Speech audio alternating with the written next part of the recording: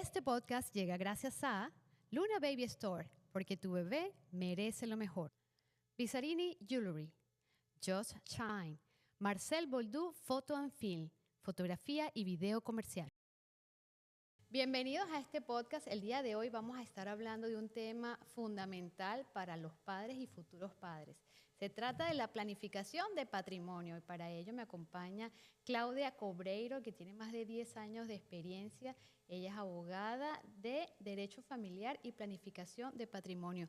Bienvenida, Claudia. Gracias por tomarte el tiempo y venir a enseñarnos de este tema que es tan fundamental para las familias. Así es, gracias a ustedes. Claudia, vamos a empezar por lo básico. ¿Qué es la planificación de patrimonio? ¿Por qué una persona o una familia debe saber sobre este tema?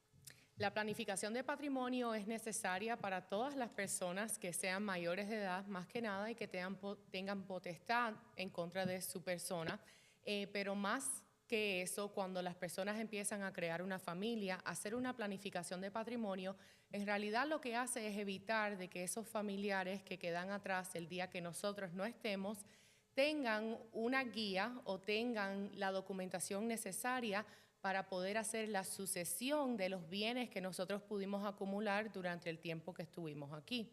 Okay. Específicamente cuando tenemos niños pequeños, esa planificación se puede complicar un poquito o necesita que sea un poquito más robusta que cuando nosotros no tenemos a los niños pequeños, pero especialmente cuando nosotros queremos que nuestros hijos se beneficien de nuestros bienes, es muy importante tener un plan preparado. Correcto. ¿Cuáles son los primeros pasos que debe tomar en cuenta una familia para realizar este tipo de plan? Para empezar, es necesario poder tener una conversación sobre este tema, sí, ¿verdad? Que este es un tema como que muy complicado, pero... Sí, específicamente muchas personas evitan el tema, pero el evitar el tema no necesariamente quiere decir de que se desaparezca o la necesidad sea diferente de tener este tipo de plan. Y muchas personas en realidad no entienden la necesidad de una planificación de patrimonio. Hasta que llega el momento. Correcto, hasta que tienen una experiencia o un familiar tiene la experiencia y al poder tener esa experiencia o vivirla de segunda mano, se dan cuenta de la importancia de este tipo de documentación. Específicamente cuando hablamos de familias, cuando las parejas están casadas, las parejas casadas que no tienen acuerdo pre o postnupciales, tienen derechos bajo la ley unos contra el otro, o las propiedades y las cosas uno de los otros. Pero eso se complica cuando tenemos hijos menores o cuando tenemos hijos de diferentes matrimonios como parte del núcleo familiar. También creo que hay una falta de entendimiento cuando hablamos de la planificación de patrimonio en nuestra sociedad, aquí en los Estados Unidos, específicamente en el estado de la Florida, porque muchas veces tenemos nociones o entendimientos de lo que es un patrimonio o las sucesiones basados en nuestras experiencias en nuestros propios países. Que es totalmente diferente. Correcto. ¿Cierto? Entonces, por ejemplo, yo tengo familias o clientes que acuden a mi oficina y que me dicen, Claudia, yo solamente quiero un testamento, porque se imaginan, como nosotros veíamos en las novelas, de que cuando nosotros no estamos, un notario lee el testamento y que ya, eso quiere decir que lo que está en el testamento es lo que es. Aquí en el estado de la Florida ese proceso es bastante diferente, específicamente cuando alguien ya no está y ha dejado un testamento. Ese testamento se tiene que llevar a la corte, se tiene que presentar en un tribunal, yo le digo un tribunal testamental, pero en inglés es la corte de probate, y en ese tribunal el juez determina la validez de ese documento, si fue ejecutado con las formalidades requeridas bajo la ley, y emite una orden ratificando los contenidos de ese documento para entonces ejercer los deseos de la persona que hizo ese documento. Pero cuando nosotros hablamos de una planificación de patrimonio, el testamento es el documento que pensamos que es el más común o el más útil de esa rama, ¿correcto? Pero hay muchos documentos que son parte de una planificación de patrimonio que nosotros no pensamos hasta que nos vemos en una situación de necesidad. Por ejemplo, los padres de hijos pequeños normalmente deben preparar un documento que designa quién ellos quisieran que pudieran tener potestad legal o tutela en contra de sus hijos En caso de que en ellos caso de que ellos no estén. Okay. También podemos hablar, por ejemplo, del healthcare surrogate, que es cuando nosotros estamos apuntando a otra persona para que haga decisiones médicas en contra nuestra en caso de que lleguemos a una situación en la cual nosotros no podemos hacer esas decisiones por nosotros mismos. Okay. También hay lo que se conoce como el living will, que es donde nosotros hablamos de lo que quisiéramos que sucediera con nosotros en caso de necesidad de un apoyo artificial para prolongar nuestra vida.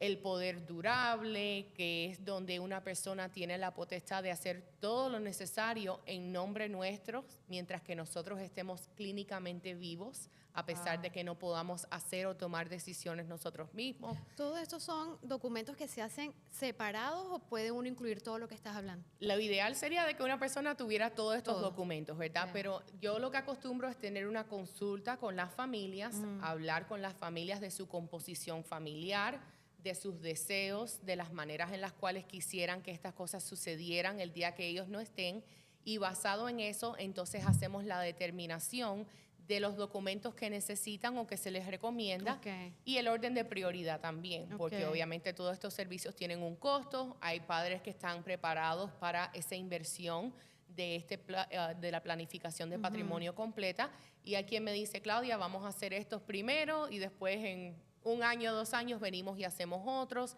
Wow. Y dependiendo de la necesidad de la familia y del nivel de prioridad que le den a cada uno de esos documentos, entonces vamos trabajando en el plan a través de los años. ¿Cuáles son los más comunes? El testamento, porque siempre digo que es el más simple y el más elemental de todos ellos, pero que también ayuda a conllevar los deseos de cualquier persona en un futuro. Lo único es que ese documento sí requiere de que esa familia vaya al tribunal testamentario el día de que esa persona no esté. Pero antes de no tener nada, es mejor terminar en el tribunal testamentario que no tener un testamento, por ejemplo. Right? Una de las ideas que me han comentado mucho mis clientes que suceden supuestamente es que si uno no tiene un testamento, el Estado se queda con todo lo que uno tiene. Eso es lo que yo conozco. Sí, y me dicen lo mismo con respecto a los niños. Wow. No necesariamente es verdad, ¿verdad? La ley de la Florida siempre dicta quién tiene derecho a ciertas cosas cuando nosotros no estamos, si no tenemos un documento de ese tipo, ¿verdad? Pero hay situaciones en las cuales tenemos lo que yo digo que son familias compuestas, que son a lo mejor ya segundos matrimonios o donde tenemos hijos de otras relaciones que no son a lo mejor la relación en la que estamos en este momento, y la ley sí dicta lo que sucede con esos bienes con respecto a esos menores de edad o hijos, aunque en ese momento ya no sean menores de edad, y los derechos de a veces la pareja se pueden limitar por los derechos de esos hijos. Entonces, es muy importante sentarse con alguien que pueda hacerle ese análisis, darle las opciones y uno determinar si lo que dice el estatuto es a lo que uno quiere. En realidad el testamento no necesariamente puede ser lo requerido, ¿verdad? Pero siempre tener ese nivel de educación y comprensión del sistema y cómo funciona para uno poder decir, bueno, yo determiné que basado en las circunstancias, esto es lo que va a suceder de todas maneras y no quiero el testamento o no quiero que suceda lo que dice la ley, y por eso yo hago un testamento para modificar lo que sucedería si yo no tuviera el testamento. Es tan sencillo que así como te sacas cualquier otro tipo de documento, tengas precaución y también tengas este documento porque en algún momento pues lo vas a necesitar. Por supuesto. ¿Cuál es la diferencia entre un fideicomiso y un testamento? Cuando yo tengo consultas en mi oficina con mis clientes, yo les digo que el testamento es la versión más simple y más económica que existe de una planificación de patrimonio. En contraste con el fideicomiso o el trust, que viene siendo la que yo digo que es la más perfecta y la más robusta. Obviamente es más completo. Correcto. Entonces, los precios obviamente reflejan esas dos opciones, pero la razón por la cual el fideicomiso es preferido o más perfecto, pero perfección no existe, sino el que más puede cumplir con los objetivos de una familia, es que el fideicomiso, si se hace correctamente, evita el tribunal testamentario. Entonces, muchas veces yo le digo a mis clientes, bueno, ¿ustedes quieren hacer la inversión ahora o quieren que los familiares hagan la inversión cuando ustedes no estén? Y dependiendo de eso, es que a veces determinamos que en este momento vamos a invertir el dinero para hacer el testamento, y en el momento que exista una situación, la familia sabe de que va a tener que ir al tribunal testamental y enfrentar los costos asociados con eso. O hay quien me dice, no, Claudia, yo quiero estar segura de que mi familia, el día que algo suceda, no tenga ninguna preocupación o ningún cargo económico en ese momento. Y entonces prefieren hacer el fideicomiso, a pesar de que es una inversión para ellos un poquito más grande. Pero si todo se hace correctamente a través de sus vidas con ese fideicomiso, en un mundo perfecto ellos nunca irían a un tribunal testamental.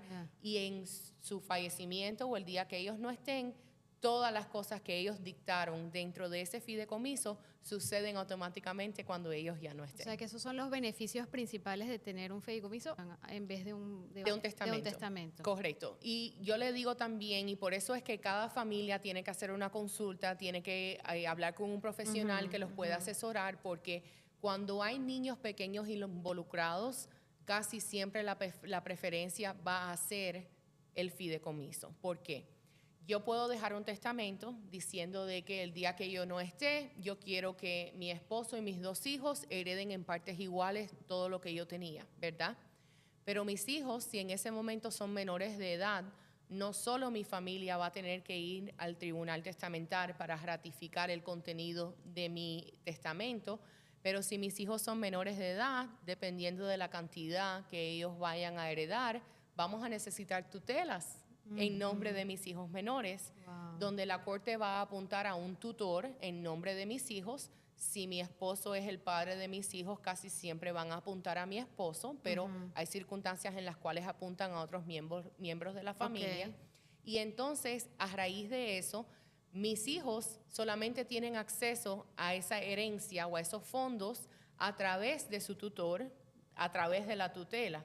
Lo que quiere decir que si tenemos bienes de ciertas cantidades, y estamos hablando de cantidades pequeñas, no pensemos de cientos de miles de dólares, a veces $15,000 es suficiente para tener que necesitar la tutela. Entonces, si estamos en una situación que tenemos hijos menores, nuevamente el testamento es una opción, pero es una opción imperfecta, porque no solo te llevaría a un tribunal testamental, pero te causaría la necesidad de también hacer la tutela con respecto con cualquier hijo menor que exista en ese momento. Ellos pueden usar esos bienes con un tutor, o tienen que esperar hasta los 18 a que sean mayores de edad. Depende, porque la tutela es para preservar esos bienes a beneficios de los hijos menores, ¿verdad? Entonces se le puede presentar diferentes mociones a la corte para usar diferentes cantidades de ese dinero, si son cantidades significativas, ¿verdad? Pero uno de los aspectos no tan favorables que tienen las tutelas es precisamente de que se tienen que recertificar de año en año. ¿Por qué? Porque se les tiene que presentar a la corte una contabilidad de este es el dinero que había, en esto se usó y este es el dinero que queda. Y la corte lo que hace año tras año es verificar de que ese dinero se está usando en maneras prudentes y para beneficio de los menores, ¿entiendes? Entonces, no siempre lo que nosotros pensamos que es un beneficio del menor es lo que la corte va a determinar que es un beneficio al menor. Entonces, ahí es donde a veces vemos una disyuntiva de que los padres piensan que esos fondos se pueden usar para ciertas cosas que a lo mejor los niños hasta que no cumplan mayoría de edad no pudieran usar para ese propósito. ¿Cuáles son los documentos básicos que se requieren para hacer esta planificación? Bueno, como hablamos, lo más popular y lo más común es un testamento, pero todo depende si nosotros lo que estamos pensando es el día que ya no estemos aquí o mientras que estemos aquí y tengamos una emergencia. Porque otro documento que yo recomiendo mucho es el poder durable.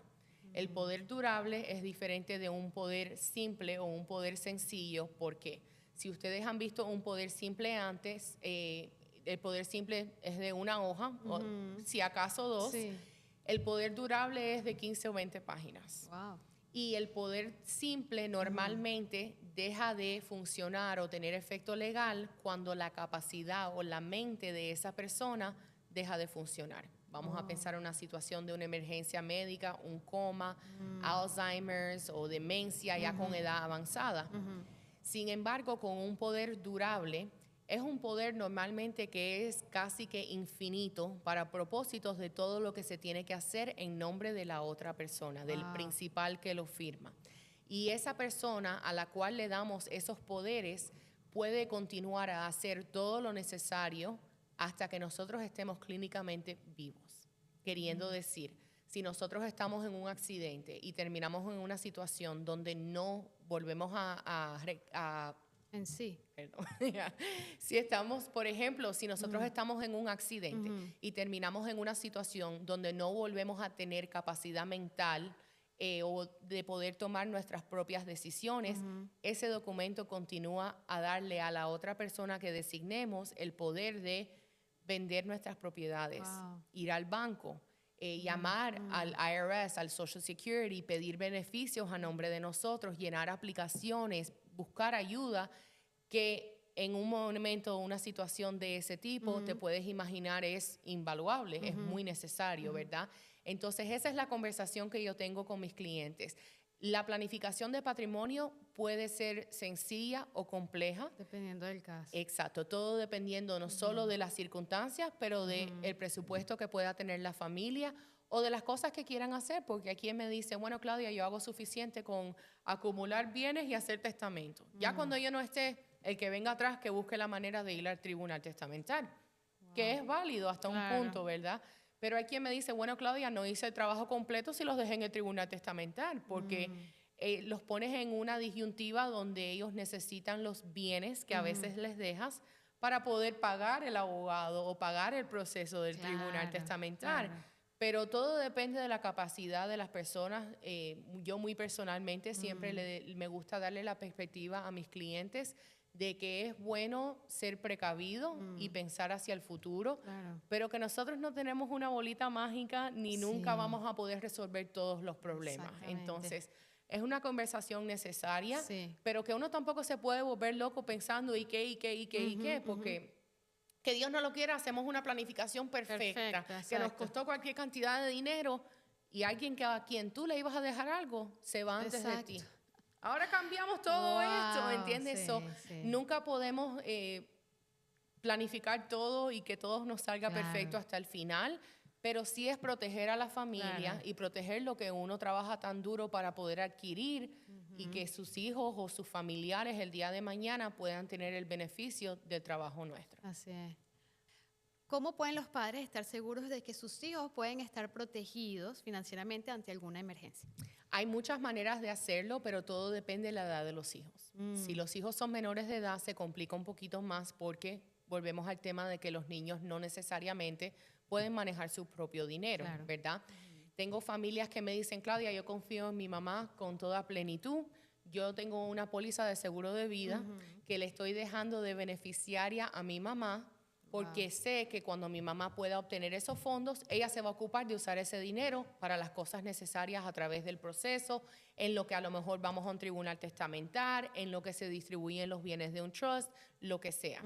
De la misma manera, tengo familias que me dicen, Claudia, ya los hijos tienen todos 18, en la póliza de seguro de vida están los 3 y ya cada uno va a recibir su dinero y lo que ellos hagan ya yo no tengo control, pero yo les doy el dinero para lo que necesitaban.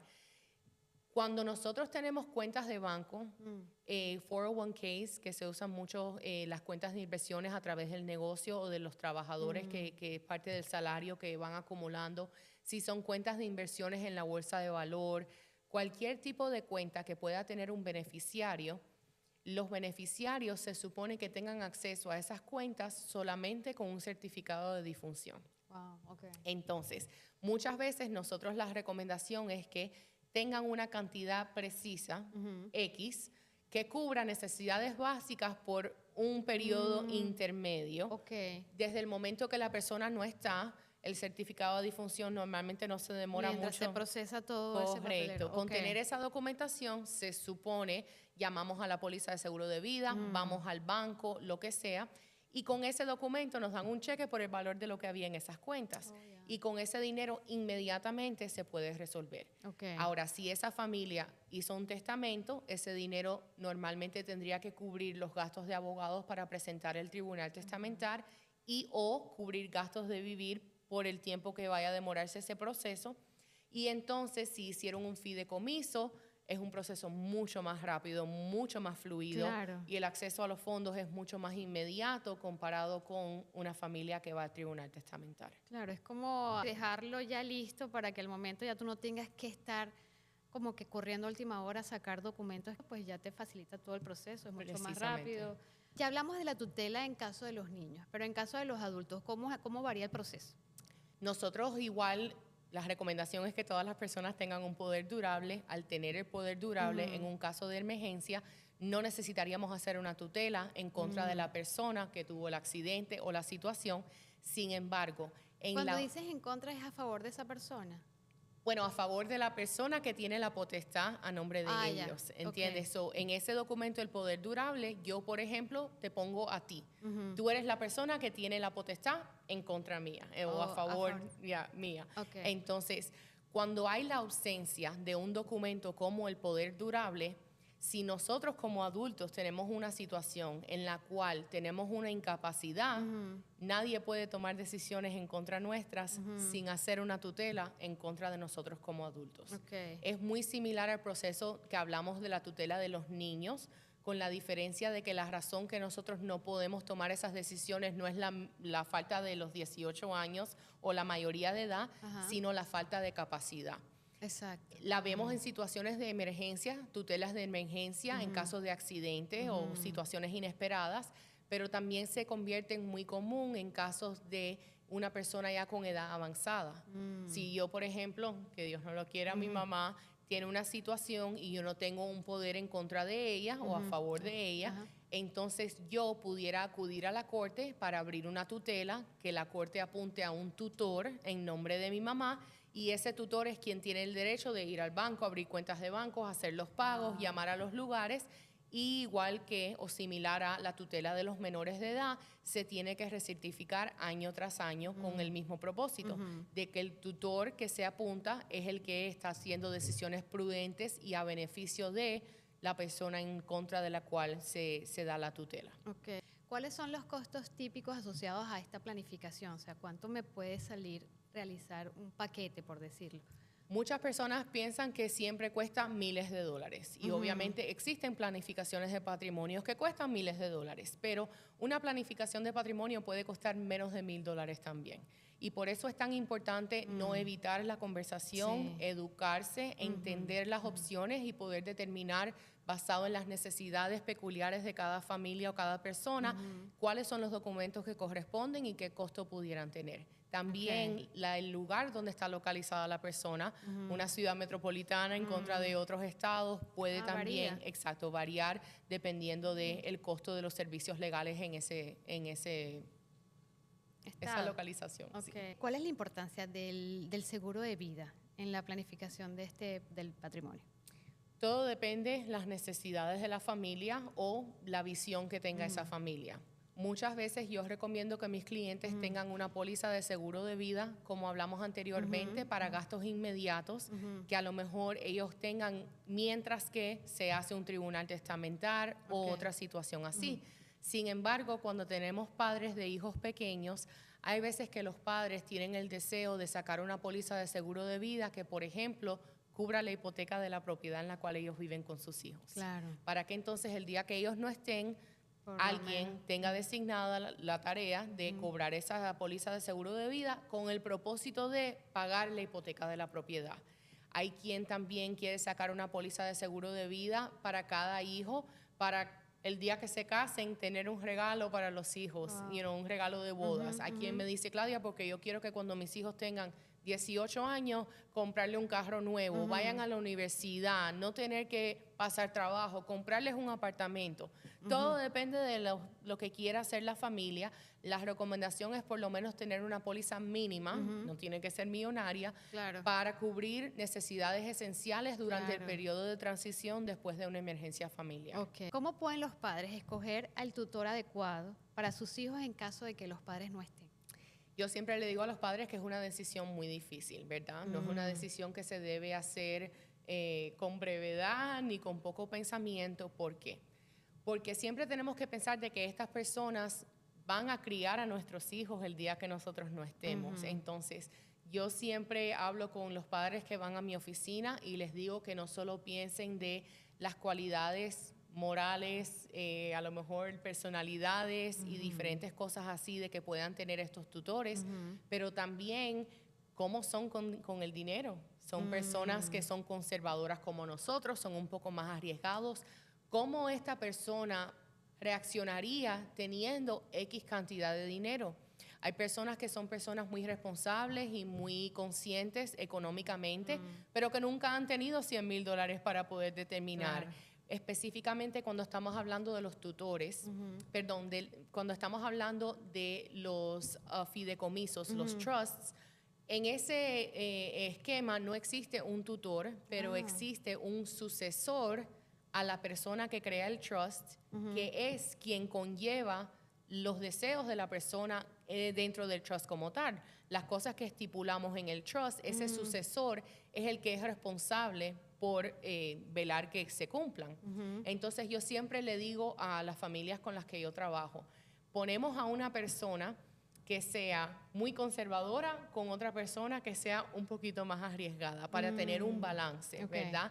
A mí tampoco me gusta necesariamente dejar a una persona en cargo de todo. ¿Por qué? O sea, que tú recomiendas que por lo menos 2. Correcto. Ok. Que 2 y que sean a lo mejor de diferentes familias. Entonces ponemos a mi hermana con mi cuñado o algo así de que sean 2 puntos de vista que no necesariamente siempre vayan a estar en línea uno con el otro, porque la recomendación.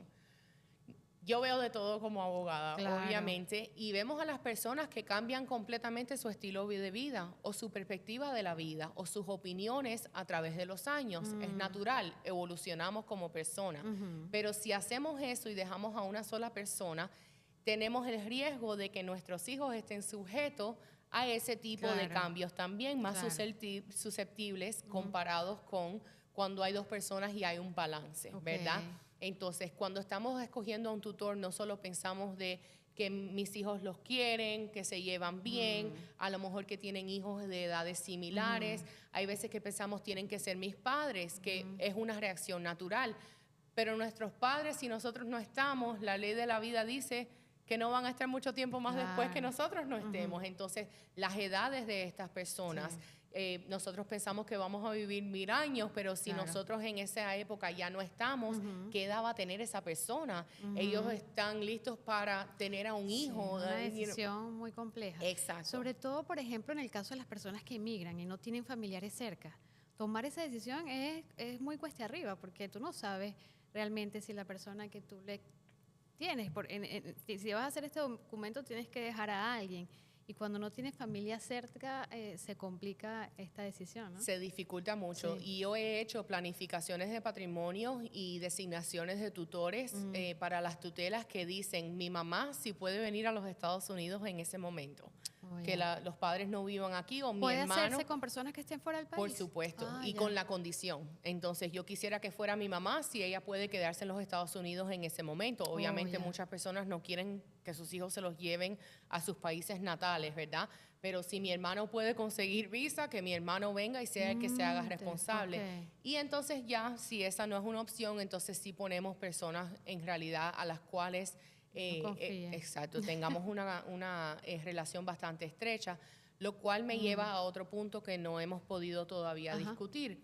Los planes de planificación de patrimonio no son estáticos.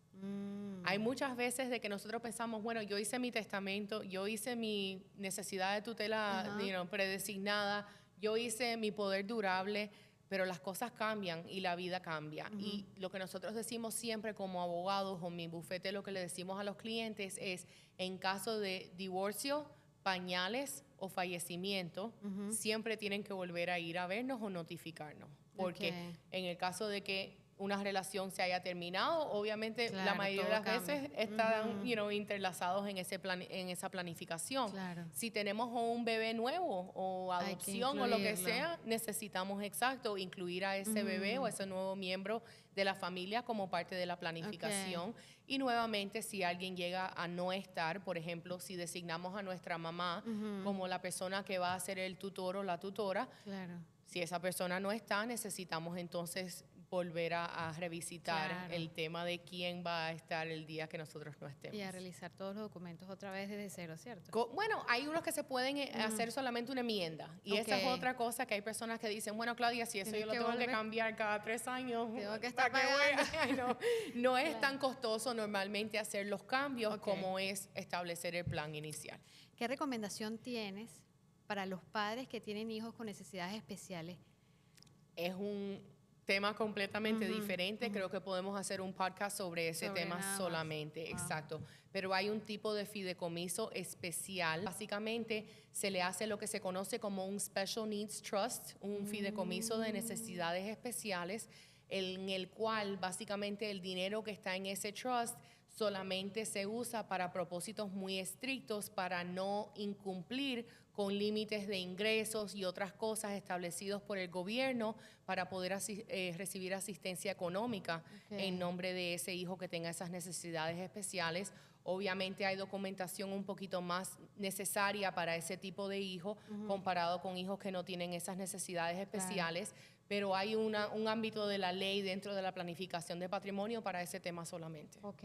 ¿Cuáles son los errores más comunes que tú ves a la hora de hacer una planificación? El error más grande que yo veo en mi oficina y el más desafortunado también es no hacer la documentación con un profesional. Hay muchos notarios que escriben testamentos mejores que los míos, pero la mayoría no están preparados para hacer una planificación de patrimonio. O usan ChatGPT porque Exacto, o me dicen LegalZoom, no, yo lo compré en LegalZoom y le dije, Wow. ¿y dónde lo firmaste? Electrónicamente en mi computadora. Bueno, el día que lo imagínate. necesites no te va a servir para nada. wow, eso No es solo- una buena información, que lo aclares muy bien. No es solo tener el documento como hablamos anteriormente, la razón por la cual ese documento se somete a un tribunal testamental no es solo para verificar que el documento, en la cara del documento, parece que fue firmado con las formalidades necesarias bajo la ley, pero para confirmar de que la persona, por ejemplo, tenía capacidad en el momento de firmar el Claro. documento. Yo tuve un caso hace unos años donde era un esposo con su esposa que supuestamente le había hecho un testamento dejándole todo a él. La esposa tenía hijos de otro matrimonio que ya eran adultos y que no eran hijos del esposo. El esposo viene a donde estoy yo tengo un testamento, lo firmó, está notarizado, tiene los 2 testigos necesarios bajo el estatuto, es un documento válido y yo necesito que tú me abras el tribunal testamental en nombre de mi esposa para yo hacerme dueño de todos sus bienes. Bueno, yo obviamente no puedo empezar pensando con malicia. Claro. Pensé que todo estaba bien, presento yo mi tribunal testamental y los hijos se buscan un abogado que puede comprobar en el tribunal testamental que el día y la fecha en la cual esa señora firmó ese testamento supuestamente frente a un notario y los 2 testigos, era imposible que ella tuviera la capacidad mental para entender lo que estaba firmando. Tenía más de 300 hojas en un archivo médico ya con un diagnóstico súper avanzado de Alzheimer's y no había manera de que ella tuviera capacidad. No, firmó, pero no sabía lo que estaba firmando. Wow. Entonces, por esa razón, la formalidad de ejecutar un testamento es muy estricta. Hay dictámenes en la ley de exactamente lo que se tiene que hacer. Por ejemplo, el testamento se sugiere que se firme en tinta azul. ¿Por qué? Porque un documento que se firma en tinta azul, desde lejos se nota que es un original. Si tú me firmas hoy un documento en tinta negra y pasan 10 años antes de yo tener que usarlo, hay veces de que no en realidad se sabe si es una copia o un original. Wow. Son cosas que saben los abogados y los profesionales que a veces los notarios no saben. Yo he tenido testamentos que se han preparado con un notario que se ha firmado con tinta azul, pero que no ha tenido 2 testigos. Y si no tiene los 2 testigos es como no existiera un testamento. Claro. Entonces, esos son los errores comunes que yo veo ya cuando las personas tienen la necesidad de usar el documento y la parte más triste es que en ese momento no hay nada que se pueda hacer para corregir el documento. Claro. Entonces, yo siempre digo, qué pena que esta persona tuvo la intención. El gasto que haya sido lo incurrió Claro. y se fue pensando de que sus deseos iban a ser cumplidos en un futuro. Claro. ¿Tú te imaginas que esa familia en ese momento, que ya es un momento difícil, aunque de por sea sí. la edad que sea, aunque sea lo que sea que fue la razón, tú te imaginas que en ese momento se enteren, este documento no te sirve de nada? O este documento no te sirve para poder cumplir los deseos de tu familiar. Claro. O muchas veces yo hago muchas áreas de ley en mi oficina. La ley de familia es una de las áreas que yo digo que es la más desencantadora de todas las que hago, porque las personas ya no se quieren, muchas veces no se consideran, y tú ves eso en las decisiones que determinan con respecto a los divorcios y los niños y ese tipo de cosas. Y esa parte siempre es un poquito difícil. Claro. Pero yo digo que no hay ninguna área de ley que yo haga en mi bufete que sea más decepcionante que la área de probate y el tribunal testamentario. Wow. Porque las personas se les olvidan lo que se dijo en vida, se les olvidan las promesas, se les olvidan el moral, cuando un documento se invalida y entonces, por ejemplo, un hijo se dejó afuera porque ya ese hijo en vida heredó algo, y ese hijo se entera de que tiene un derecho a algo más. Te puedo decir, Mike, que en una mano te puedo decir las veces que ese hijo dijo, yo no lo quiero porque no me corresponde. Al contrario, cada vez que se enteran de que tienen derecho Pelean a hasta un la dólar muerte. adicional, exacto. Y yo siempre Terrible. digo, tu padre, papá, mamá, abuela, quien haya sido, que se sacrifica para tener, para dejar, y que el después resultado que sea que la familia se separe, que los hermanos se peleen, se disgusten, y al final del día que los hermanos gasten parte del dinero que les dejan para pelear. Claro, es absurdo. Es absurdo, pero esos son los errores más comunes, de que las personas tratan de hacer la planificación, pero no se asesoran correctamente o no hacen los documentos correctamente. Bueno, y esa es la idea también de este podcast, que la gente se informe. Correcto. Y que sepan que tienen que buscar siempre un profesional en el área y no irse por los atajos o por los caminos rápidos, porque al final pasa todo lo que estás explicando. Correcto. Wow. ¿Cuáles son las implicaciones fiscales que tienen a la hora de poner en práctica o ejecutar un patrimonio? La planificación de patrimonio, uno de los beneficios que tiene es que, por ejemplo, el fideicomiso tiene más beneficios con el aspecto fiscal comparado con, por ejemplo, un testamento, ¿verdad? Pero todo depende del tipo de bienes que tiene esa persona y la cantidad de bienes que tiene esa persona. Por este momento, hoy en día, en el 2024, el límite de la imposición fiscal en contra de herederos que son residentes o ciudadanos está en los millones. Entonces, aunque solamente si mi familia me deja millones, la imposición del impuesto de herencia en este momento básicamente no nos va a afectar. Pero yo siempre le digo a mis clientes, cuando nosotros vamos a hacer una planificación de patrimonio, aparte de las preguntas iniciales que yo le hago, que yo solamente les puedo recomendar el aspecto legal. Yo digo que es un trabajo en equipo. ¿Por qué? Porque si ellos tienen un asesor financiero, yo también quiero hablar con su asesor financiero, porque el plan mío tiene que caer en juego con el aspecto del asesor financiero. Tiene que también tener en cuenta la recomendación de un contador o de un CPA. Claro. Entonces yo siempre les digo, esta es mi recomendación en el aspecto legal. Ahora tu tarea es hablar con tu asesor financiero, contador. los otros profesionales que componen tu equipo de asesoría como familia, para determinar si esta es la mejor estrategia, teniendo en cuenta los otros aspectos también. Y entonces, si las personas son dueñas de propios negocios o no, es otra cosa que tenemos que tener en cuenta con la planificación. Entonces, por la parte mía, normalmente, muy pocas veces he lidiado con familias que exceden ese límite actual. Pero también tenemos que tener en cuenta que volvemos al punto de que la planificación de patrimonio no es una planificación estática. Eso cambia de año en año. Y en este momento estamos en un plan en el cual va reduciéndose esa cantidad de año en año, hasta que va a llegar el momento de que creo que sí nos va a afectar más como una población general, pero en este momento las únicas personas que tienen ese tipo de consideración casi siempre tienen un valor, un net worth bastante incrementado. Ok, perfecto. ¿De qué manera, haciendo una planificación de patrimonio, se pueden evitar estos conflictos familiares y hacer que se cumpla realmente la voluntad de la persona que ya se fue? La parte más importante es asegurarse de que los documentos estén hechos correctamente. Si los documentos están hechos correctamente, cumplen con las formalidades de la ley y están hechos en un momento en el cual la persona que firma esos documentos tiene la capacidad legal, se convierte casi imposible o mucho más difícil que los mismos familiares quieran cuestionar la validez o tengan la evidencia necesaria para invalidar estos documentos.